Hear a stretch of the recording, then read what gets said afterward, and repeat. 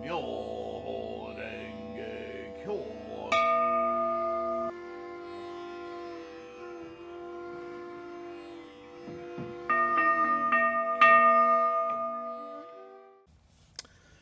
Namo Myoho Renge Kyo, Namo Myoho Renge Kyo, Namo Myoho Renge Kyo. Hello, everyone. I hope this finds you in good health and secure. I missed one. I've been trying to go through this book alphabetically, and I missed one that we run into all the time, eternal or eternity. It just spoke about Nagarjuna and how the middle path is a path of reasoning and understanding that negate, or not negates, but just it sloughs off because it's meaningless. The extremes, the extreme notion of eternalism or eternity, like it's very materialistic. And the other end of the schism is nihilism, and nothing really exists, and blah, blah, blah, blah, blah. Both extremes are unreasonable and not what we experience, so they can't be true. And that's very important to realize. But the rhetoric that we read, especially in translations, and I speak of Buddhist text being translated, words being translated, as like the eternal Buddha or the eternity. This is where all the afterlife stuff happens, all right?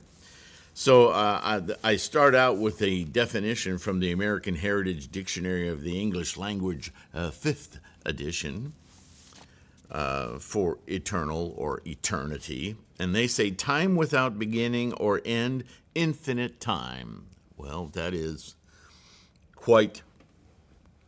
Infinity is a strange mathematical concept, but time without beginning or end, that suits Buddhist language quite well. However, the next two, the state or quality of being eternal, being eternal, that's the whole reincarnation, soul, blah, blah, blah, extreme. And the timeless state following death. Ooh, you gave away the quiet part out loud. Like, I guess a lifetime, that's meaningless. What's eternal or eternity, that is after death. We have something to look forward to. No, in Buddhism talks about the state of things, and that everything is in momentum, nothing is static, and what we experience is the momentum of our constant instantiating, and that's how we experience or think of ourselves through time, an invention that we use to grapple with motion, and space. So, for our modern Buddhist practice, this term is the bane of text translations and interpretations over the entire history of Buddhist teachings and the 5 periods of Shakyamuni's lifetime teachings. There are 2 ways of interpreting this long-term misunderstanding of Shakyamuni's teachings. Regardless of the varied cultures, languages, and transliterations, one or both facts drive this confusion. 1, indigenous peoples of many continents and countries and various cultures, certainly the 27 centuries old Indian audience of Shakyamuni, all have a deep relation with ancestry and with mysticism, as well as a profound anxiety about death. And you can look that term up in Buddhism reference as well. Secondly, a fundamental confusion and ignorance about the nature of time, impermanence, and the constant fluctuations of the physical samsaric universe. Samsaric universe is not an alternate place, thing, or space, or time. It's an occurrence of the mind, right? Understand samsara exists in the mind, nowhere else. Right? Like the fountain analogy in the back of the book, in the appendix. Everything in the universe is doing what it does. It's instantiating potential repeatedly, moment to moment to moment to moment, just like you and I. But how your sentient mind interprets that, hangs on to that, craves that, clings that, tries to possess that, that's samsara. Right? Got it? As to the first fact, we can, with little investigation, learn of the myriad rituals and endeavors of cultures from ancient civilizations of China, South Africa, North America, Africa, and all over the world, South America. Many and varied methods of storytelling and maintenance of ancestry from hundreds and even thousands of years to guide or homage the current descendants in current affairs. These go on to this day, i.e. the ofrendas of Mexican recent ancestors in the Day of the Dead celebrations every year. All of these rituals are a way of keeping the ancestor in current hearts and minds. This delusion is both right and wrong. And the distinction is important to understand lest we get wrapped into the mysticism of ignorance. When a loved one dies, their sentient mind is no more. There exists no person or spirit or subtle energy of that person any longer. What does remain is our affected karma of interactions with that person. Even those interactions are not that person, but rather our own karmic experience of our interactions with that person. This is to say that our very language about relationships in general is deeply flawed. We say we know someone, when in actual fact, what we know, quote unquote, is our experience of that person, right? When that person dies, what remains is our personal, quote, knowledge of that interaction, our impressions of that person. This is what is then identified, remember identifying, as that person's continued existence. The more we ritualize that person's existence, quote unquote, the more we create multiple layers of interaction, but now they are interactions with our own experiences.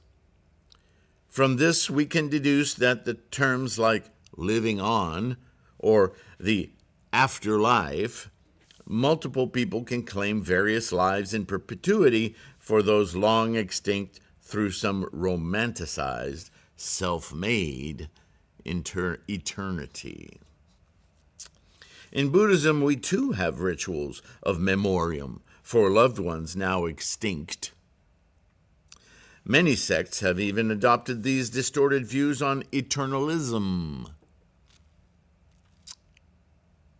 However, these memorial ceremonies should be conducted, if at all, in order to address our living grief and our resolution in our own karmic relations and influences of those lives we have inculcated into the fabric of our own lives. Over time, these difficult feelings of loss or discontentedness will fade as that person is no longer interacting with their now extinct karmic influence, and therefore no longer interacting with our own. As to the second confusion, Shakyamuni spent a great deal of time, years, teaching the reality of impermanence and anatman, and the nature of time as a samsaric disease of clinging and identification that can only result in anxiety, stress, and sufferings.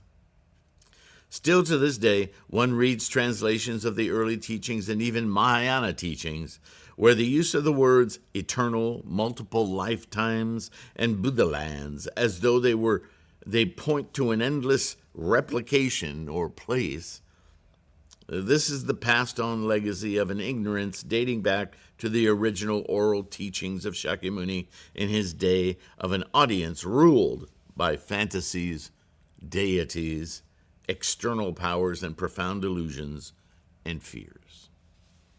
For more insights on an aspect of this, please also see The Cycle of Birth and Death. I mean, this is, in a very very simple way, a clear way, evidence of cultural bias. You know, you can have all the scholarship you want, but if those scholars grew up in a society, in a culture with traditions, and where do they not, all of us are likely to have cultural imperatives, cultural traditions, things we don't think about necessarily, but that imbue the very way we form our thoughts. Samsara. That's all it is. Like that's minimal. All right. I hope that made some sense.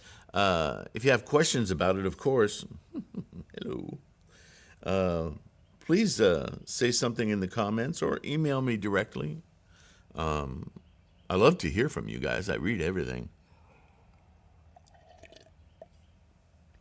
I used to joke, I look forward to the day when I can't get to all the emails. Hasn't happened yet. And on that note, I've demonetized everything. I continue to do so. It's my finger in the air at the man, YouTube in this case, Google, in their voracious need to control our time and advertise and sell product to us. I just can't tolerate it anymore. It's gotten to a level I can't even. I'll leave it at that. Anyway, again, I hope this was instructive. I hope you got some insight out of it. And if anything was confusing, please let me know so we can address it. In the meantime, links in the description. I'm relying on you guys to keep this resource going, not just the videos, the podcasts, the website, all of it. And in that regard, you'll notice on the beginning and end of this video, I'm trying to start promoting our translation, my annotations of the Threefold Lotus Dharma Sutra. And I think it's the clearest thing I've put together to help our understanding of the Lotus Sutra and in Nichiren's doctrine, understand the practice for this age, this latter age of the law.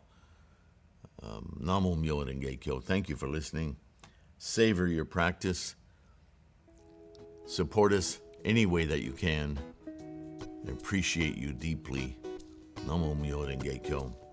Again, take care of your health, and I'll see you in the next one, okay? Bye for now.